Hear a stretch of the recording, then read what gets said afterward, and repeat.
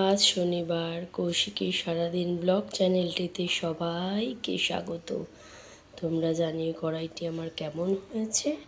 আর এই দেখো, এই অয়েল কন্টেনার দুটো আমি আজ থেকে ইউজ করবো। এগুলো হচ্ছে 500 ml করে দুটো, দেখতে পাচ্ছ তোমরা।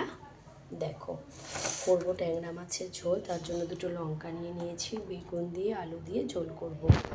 দেখো বন্ধু, মনে পড়ে গেল বড়িও আছে আমার কাছে। আলু বেগুন বড়ি দিয়ে ঝোল করব। এই দেখো, এই কড়াইটা ট্রিপ্ল্যান।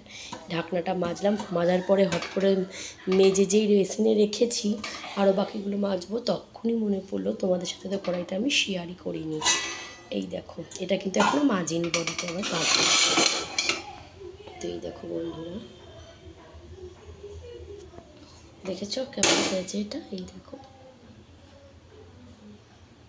এটা কিন্তু ইন্ডাকশানেও করা যাবে। খুব সুন্দর এর ডিজাইনটা।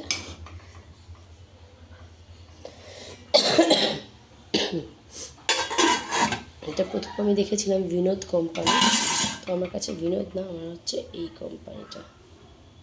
দেখতে পাচ্ছ আশা করি।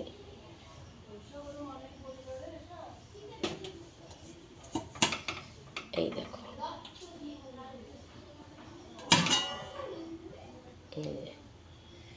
তো চলো করে নিই।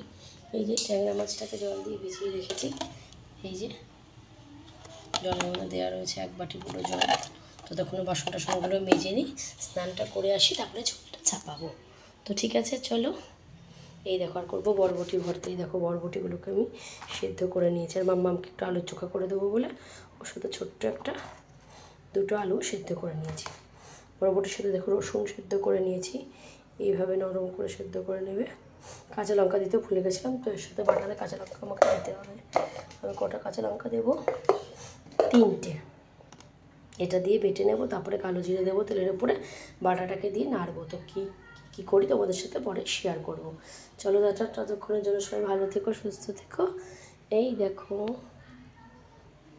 তো ঠিক আছে চলো, কড়াইটা থাকতে থাকো, ততক্ষণ বাসনগুলো সব মেজে স্নান টান করে তারপরে পুজো টুজো দিয়ে আসছি। টাটা বন্ধুরা।